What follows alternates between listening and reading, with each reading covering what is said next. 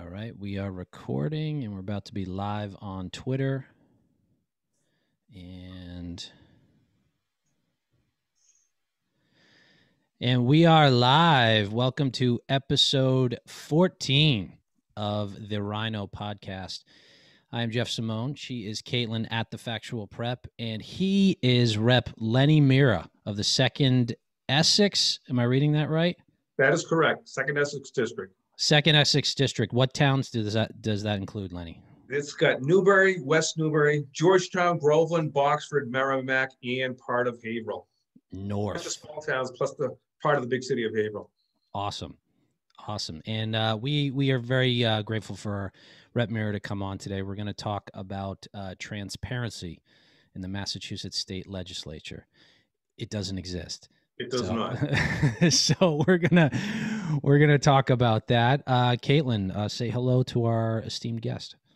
Hey, Lenny, how's it going? Hi, Kaitlin. Good to see you. Yeah, we're excited to talk about this issue. It's a big one. It really is, and almost nobody else in the media will cover this. They just won't. Commonwealth Magazine has done a bunch of articles on this. Shira Schoenberg from there has written about this. But the major papers, the Boston Globe, refuses to write about this. So I was kind of shocked but pleasantly surprised when their writer, Emma Platoff, did a story on this. She called me because I speak out on this all the time. It's kind of insider baseball. Only junkies and people in the business, really know about this or perhaps care about it. But if more people knew about it, I think more people would care about it. And, it's kind of an embarrassment, to be perfectly frank. If you just Google the words, transparency by state, you'll see Massachusetts is doing a terrible job. We have very poor grades in it, and it's not right. The people have a right to know about what we're doing on Beacon Hill. The media, the press, has a right to see and hear what we're doing, and we make it almost impossible for them. So I'm glad you guys are talking about it. Our pleasure. What are we ranked? What's the rank of Massachusetts in transparency? If you go to different websites to give us a grade, I think we have a D. A D. Not F. Is that passing? Is D passing? I don't remember if D is passing or not. I know it wasn't acceptable for me to get a D growing up. No, D is not a passing grade. I don't. I only got A's and B's, but but no, like a D plus is like a 66, 67. Isn't that D plus? That's passing. I think they have okay. Right. Yeah. Right. It's a not an option sort of grade. It wasn't when I was growing up. Yeah. For sure. Well, Rep Mirra, you mentioned the Boston Globe article, so I'm going to flip over to here. I'm going to share it on our screen as we do the link here. Whoop, give me 1 second. I got the queued up here. So we're going to share this on our screen, if you can see that, and then I'm going to share it with the audience here. So Massachusetts lawmakers are debating their transparency procedures behind closed doors. I'm going to read the first paragraph just to kind of get us rolling here. Constituents, could this be the year Massachusetts state reps open themselves up to more scrutiny? ? Constituents seeking an early hint could look to a recent meeting of the Legislative Committee debating just that, when lawmakers voted to conduct discussions about their internal transparency rules out of the view of the press and the public. Okay. All right, Rep, I'm going to go back to us on the screen here. And okay. Why don't you give us this real scoop of what is going on with not only this effort, or I guess to improve it, but what's going on behind closed doors? Because I'm sure you're privy to some of the better information and the topics that the Globe article gets into. So feel free, have at it. Yeah, the very first formal session that we take after we get sworn in is a vote on rules, where we vote on the rules of the House, and the House and Senate will join to come up with rules for joint committees. And these are simple, straightforward things. Every state legislature has to do this. And for instance, we'll propose rules to say things like, we want to make committee votes public so that you can see how we're voting, make it easily accessible, put it on the website. We have other rules that would require at least 72 hours notice of a bill before we vote on it. Give us a chance to actually read the bill before we vote on it. And these things get voted on every single session. We have 2-year sessions. So every 2 years we vote on these things. And it's the same results every time. And it's fait accompli. It's discouraging. And unfortunately, it's a straight party line vote for the most part. Now, So sometimes when go ahead. you say we, so you mean the Republicans are proposing these transparency changes? Well, there's the irony. A lot of these were proposed by Democrats. There's always a tiny handful of very, what I'll call principled progressives. And these are very progressive Democrats, like the most far left Democrats in the House will often propose these rules. You mean Mike Conley? He voted with the Republicans on Yeah, this. see, this is an interesting aspect. So a few years ago, I had on somebody who on my other podcast, Chris Ferrone, who is basically a communist, who runs the weekly Dig, or Dig Boston, excuse me. And we talked about government transparency at that point and his efforts to get behind FOIA requests, and in particular with the State House. And we saw eye to eye. This is this one crossover where conservative Republicans and progressive Democrats actually want to add transparency to it. Now, I don't fully trust the progressives to, like, once they got, like, if they got in power, they would said all that stuff would suddenly go away. But for now, I think, politics makes strange bedfellows. And I completely agree with him. I know Mike Connolly has been in favor of better transparency in this stuff. So his utter credit, absolutely. God bless him. I mean, I'm talking members of the DSA. You guys are political junkies. You know, DSA stands for the Democrat Socialists of America. That's a real party. We have members of that party in the State House. And those members joined Republicans to vote for these transparency rules. Okay, that just tells you, like you said, who we're in bed with on this. It does make for strange bedfellows, but it's the right thing to do. Yeah. And other states do this. The lady who wrote this, the young lady that wrote this article is Emma Platzoff. I had a long conversation with her, and she was kind of shocked and surprised that, we are so insulated on Beacon Hill. I said, where do you come from? She goes, I came in from Texas. And I said, well, that's a one-party state. It's entrenched one-party rule. I said, you're telling me it's not the same way? And she said, no, are you kidding me? She says, they video record every committee hearing, and you can go back in time. Wow. Yeah, Texas is pretty open with all of to watch a video on any bill that they discuss. And we don't do that. We don't even allow you to take pictures in the House chamber or anything. We don't want you to record. It's all a giant secret, and it shouldn't be that way. How does this get, because we talk about this every few years, actually, when these rules are set up, right? It sort of pops up and then it quietly goes away and nobody talks about it. Everybody normal, or everybody who thinks normally, honestly.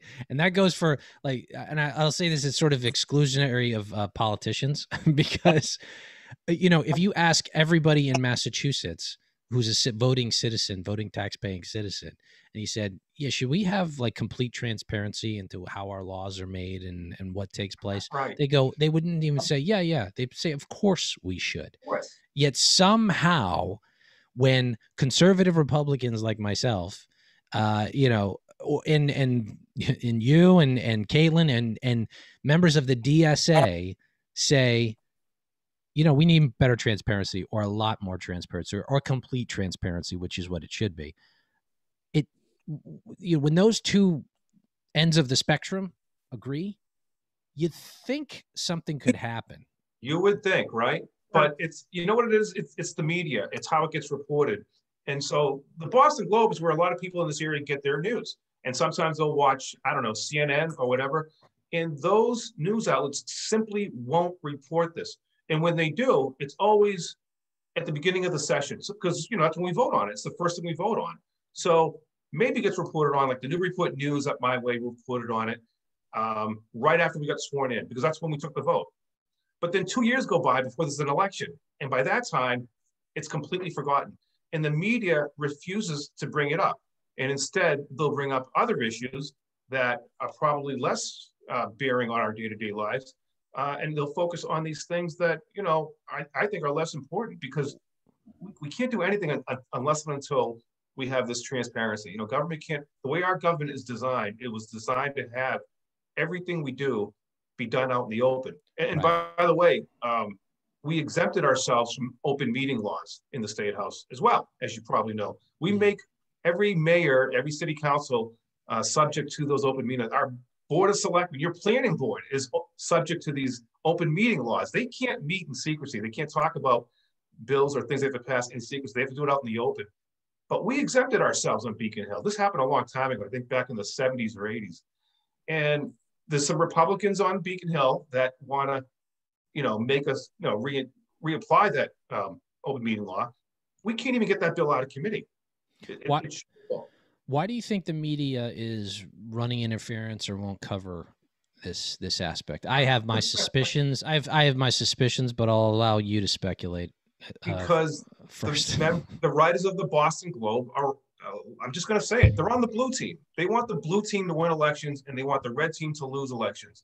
And so they're hesitant to report things that might make the blue team look bad. They just won't do it. I mean, if there's blood in the water, if something flagrant happens, if there's a sex scandal, sure, they'll report on that so they can sell some papers. But they don't get into the minutiae of day-to-day government on things like this, transparency, because those writers at the Globe and the editors of the Globe and the owners of the Globe, are all on the blue team. They want the blue team to win elections, and they want the red team to lose elections. And so their reporting reflects that. So they just don't want to talk about this. But, that's just my opinion. No, it's a good one. It's the correct one. Yeah. The reason why I read the Wall Street Journal. A very different experience, isn't it, Kaitlin, than reading the Boston Globe? I skimmed the box. I mean, I saw your article because I'm mutuals with John, and it was interesting. But yeah, it's very clear that the Boston Globe is on Team Blue. It absolutely is. They'll have a couple of token conservatives. They'll have, Jeff Jacoby write an article once in a while, as if that balances out the rest of the paper. No, but but you're talking about even though hard news. This is not even, that's not even the opinion section. That's the hard news section that is neglecting to report on. That is correct. So I mean, if you just follow their reporting on things, I mean, that January 6th riot where the Capitol was stormed got 100 articles in the. I mean, I don't know how many column inches, but dozens and dozens of stories. But there have been literally hundreds of left-wing riots ever since Trump got elected in 2016. And then again, when Kavanaugh got put on the Supreme Court, including right here in Boston. Rep Mirra, hang on. Rep Mirra, they were mostly peaceful. Yeah. Tell that to the building owners. Tell that to the store owners that got their places lit on fire. In Boston, they lit police cars on fire. And you just didn't see it in the Globe. They refused to report it. I mean, it's shameful. No, I went down there the day after, and I helped clean up. Did you? I took some pictures of stuff. It's somewhere on it might be deep in my Twitter, or actually on my media. If you're watching this live, you can click on media in another tab, and I should have it up there. But yeah, I took a bunch of pictures of hundreds of smashed windows, graffiti everywhere. Yeah. And there were just folks just running like, it was like a makeup shop on Newbury Street, restaurant on off of Tremont, tons of places, and just like another stuff like a bank ATM or the post office, where I went down there with a broom and a dustpan and a bunch of garbage bags and just started cleaning up, because I was just like, nah, I'm not. Yeah, I don't put up with that bullshit. So okay. The media fails. We know they fail, but I think they're dying a slow death, and deservedly so, in my opinion. One thing I've tried to do is break into new media with this. Whether I don't know, Kaitlin and I, we get a few hundred views on some of these videos. We have our loyal subscribers to Patreon, patreon.com/RINOpod, patreon.com/RINOpod. Subscribe today. Okay. Sorry, I had to do the plug. But I think there's a real opportunity to take advantage of new media and get topics like this out there to the public, so that they understand what's going on, and that they can even defeat the reps that are holding this, because that are holding this up. And I think, the biggest thing people can't stand, especially politicians, is the public knowing what they do when they don't want them knowing it. Right.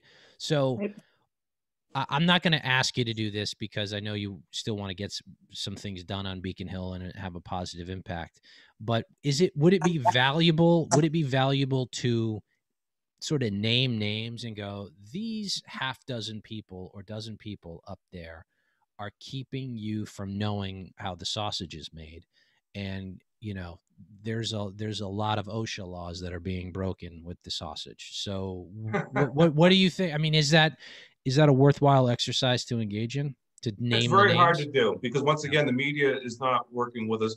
And you know what happens when you work at a place, you become friends with the people you work with, and we all become friends with each other. So I'm friends with these Democrats, even though we disagree on this. And so we're all very hesitant to campaign against each other. But there is another idea. In fact, John Olds came up with this, our good friend.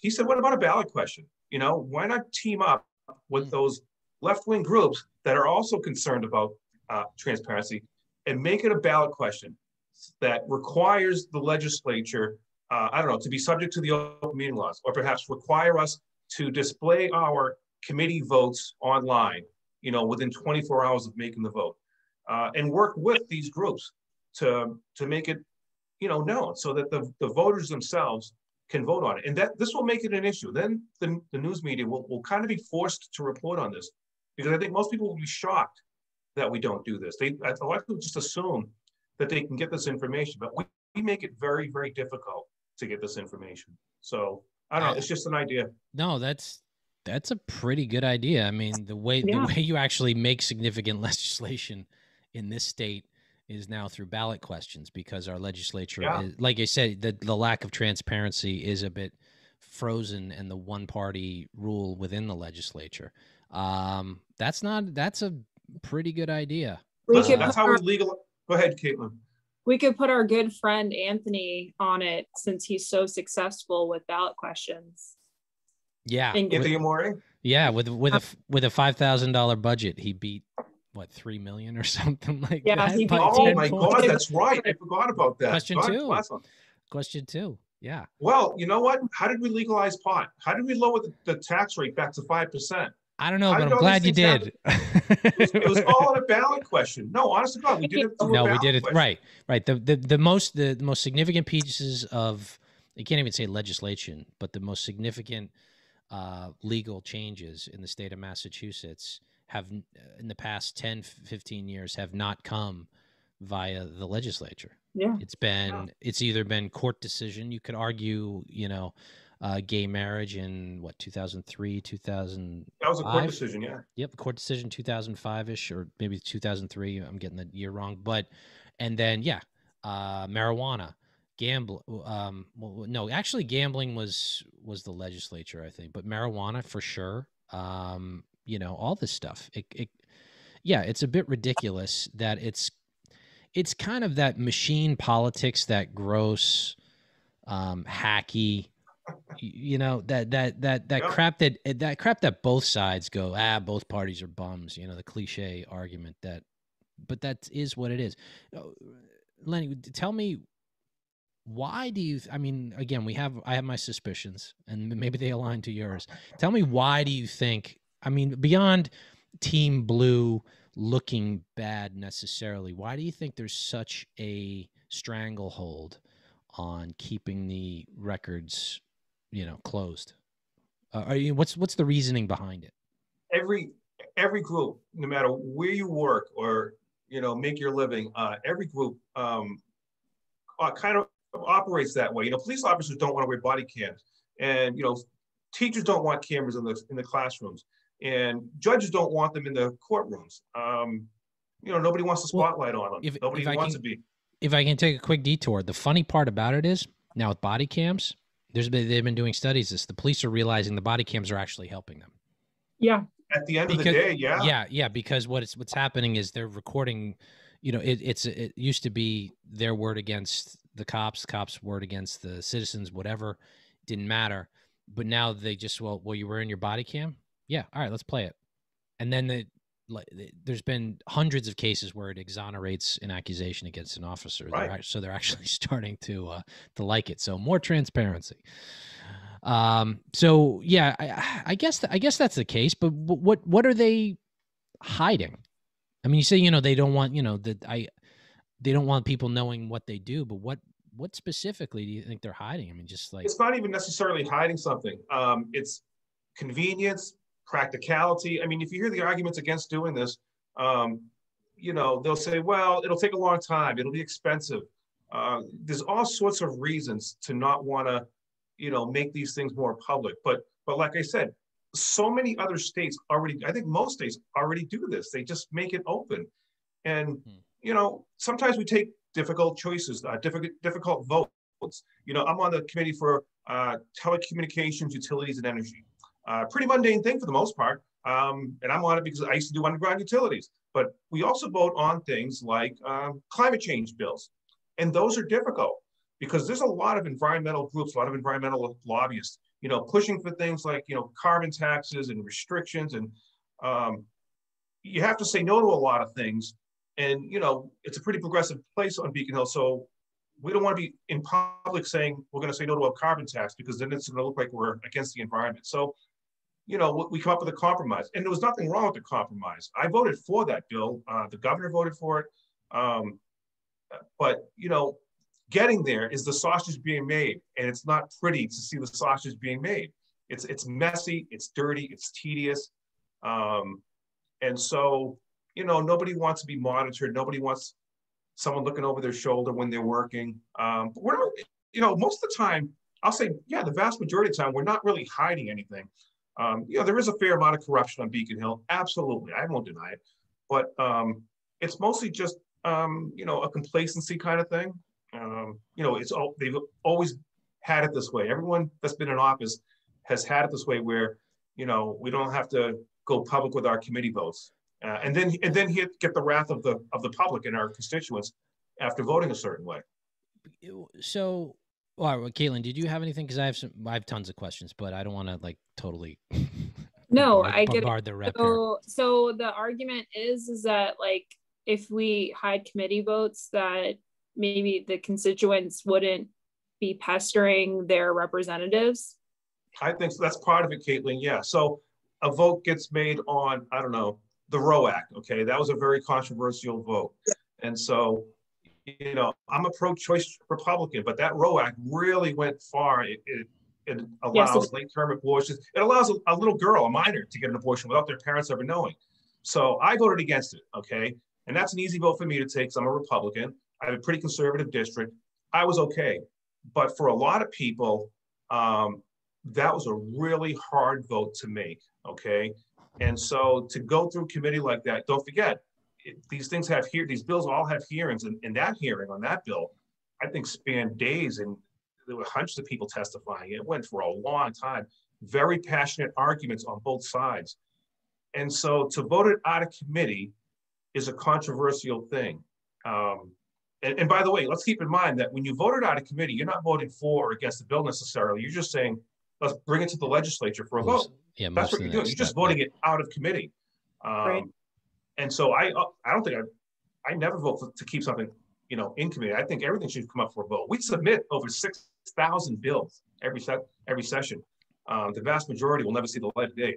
So if we have a chance of putting something on the House floor, I think we should vote on it. I absolutely think we should vote on it. But, you know, it's a tough thing to do. And, you know, no one wants to be called onto the carpet. And when you do this, now you're going to vote for it twice. You're going to vote for it once in committee, and then again when it comes to the House floor.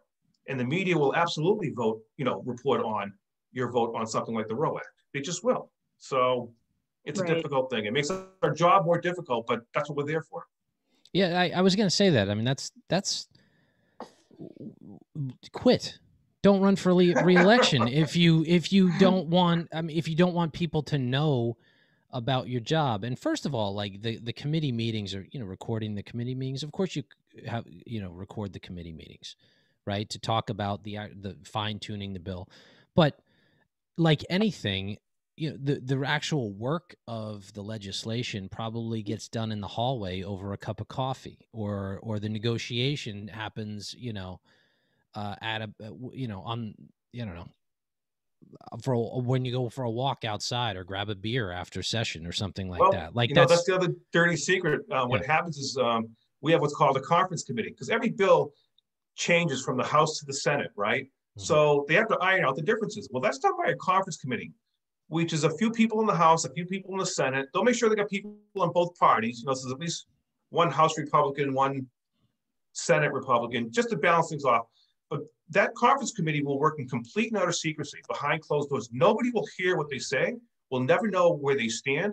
And at the end of who knows how long, it could be months, they'll spit out this bill and say, okay, up or down vote, no more amendments, take it or leave it. That's what happened with the police reform bill. So It made it to the legislature in July.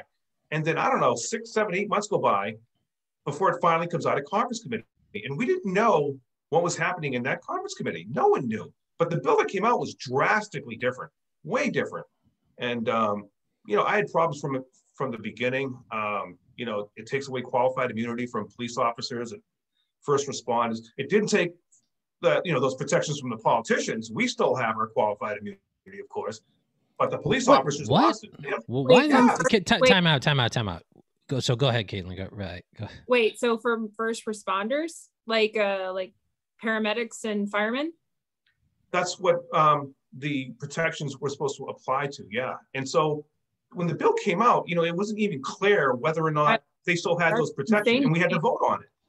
And it's called qualified immunity, and it helps protect those people from lawsuits in doing their jobs. They can still be sued, absolutely. That Derek Chauvin guy is going to get sued no matter what.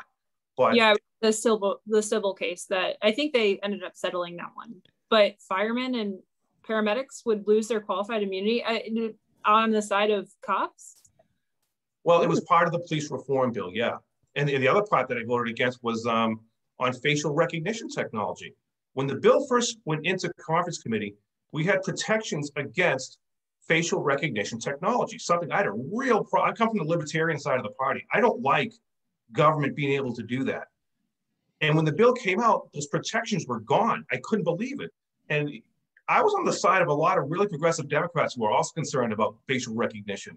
They did it for racial reasons because that technology is not perfected yet, and it has a hard time figuring out people with dark skin. So that to me means that a minority person could be implicated in a crime far more likely than a white person could, because the technology has a hard time distinguishing faces with dark skin. And it's not a technology you should just give government without protections. It's like a wiretap. But for some reason, it came out of conference committee and those protections were gone. But again, everything is done in secrecy, behind closed doors. And it's shameful. It just shouldn't be that way. So you have no record how that change was made at all?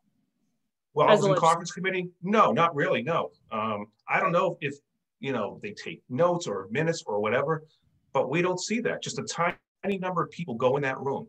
And months and months and months go by before it came out. And so that's very concerning. Yeah, it should be concerning. Yeah, absolutely. Can I ask you a question? You mentioned members of the legislature would take away qualified immunity for them. Did I hear that people right? in the legislature have qualified immunity protection. Yeah. What the hell no offense, what the hell do you need qualified immunity for? Because I don't think you do.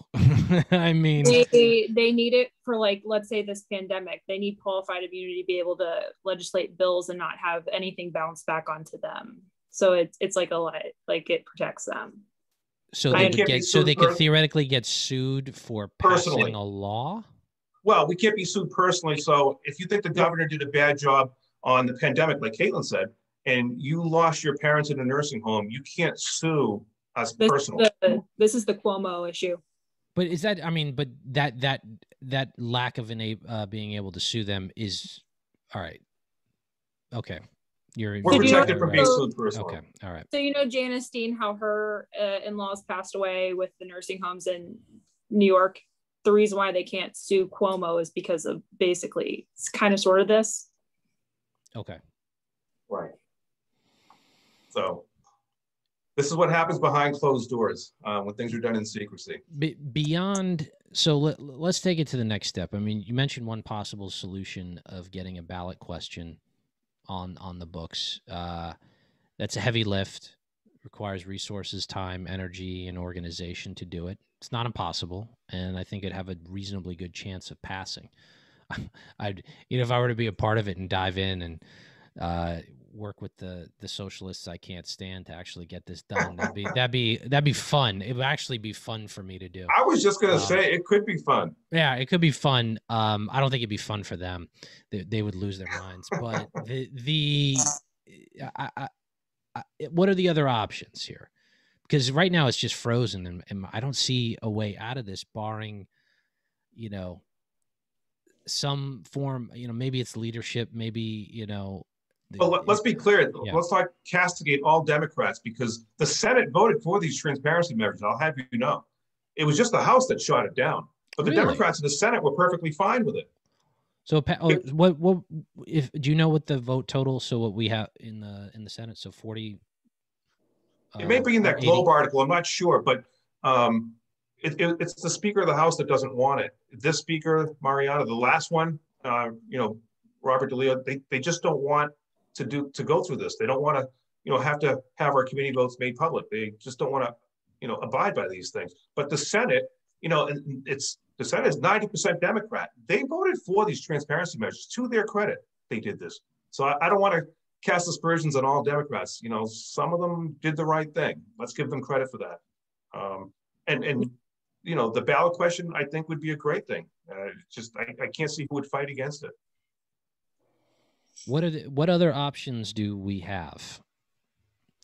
And if you say you don't know, we don't have a lot, then at least that's an honest answer. Vote. I mean, get people to run, and maybe run on this issue. Okay. Most seats are not contested. I always have an opponent, so I don't care. People want to run against me, against transparency, go for it. Run against transparency. But the vast majority of seats are not contested. Our party just doesn't do a very good job rounding up, people to run for state. Right? And I'm not just, pointing fingers at the current leadership of the party. It's always been that way in Massachusetts for as long as we've been alive. Yeah. It's been like that. And so, we can get people to run. And then the second step, once again, is the media. Get the media to report on this. I mean, you said something like they're dying a slow death. They are. The Globe is losing its grip on, the hold it has on people's minds here. So one thing I want to make clear, it says to get the media to report on this. They're not going to report on this. They have no interest in doing it. They have there's nothing, it benefits them. It doesn't benefit them at all to report on this. In fact, it benefits them to do the opposite. What we have to do as a party is get smarter about media and use the resources we have to start hitting back. And, I don't want to drag you in the middle of this rep, but that's what I get upset with the party leadership, because we're not doing that. And we're rather impotent when we don't need to be. We could actually be a force that could take this stuff head on. You absolutely could. And call people out.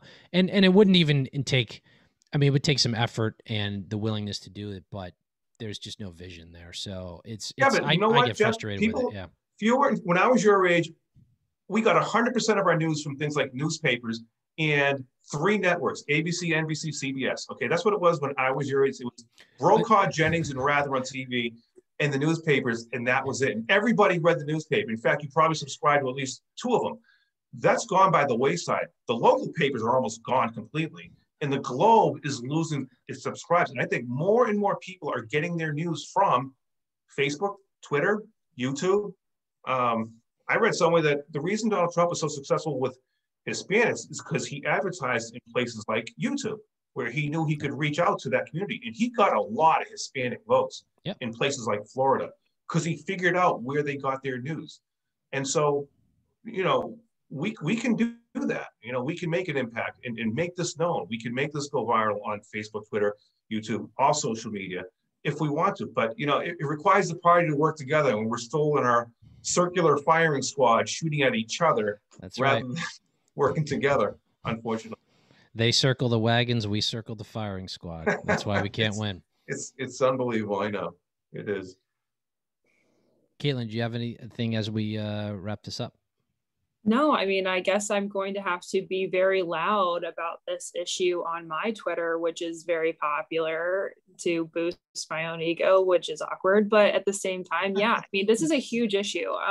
The fact that we don't have notes on bills going through legislation and changes, that's very concerning. And as a legislator, you're, if you're voting on something completely different and you don't really know what the thought process is behind it, that's also a very concerning thing for me as a constituent. So yeah, we're going to boost this, Jeff, and make it an issue. All right. Well, I'll put this out there to any of the progressives out there, the socialists out there.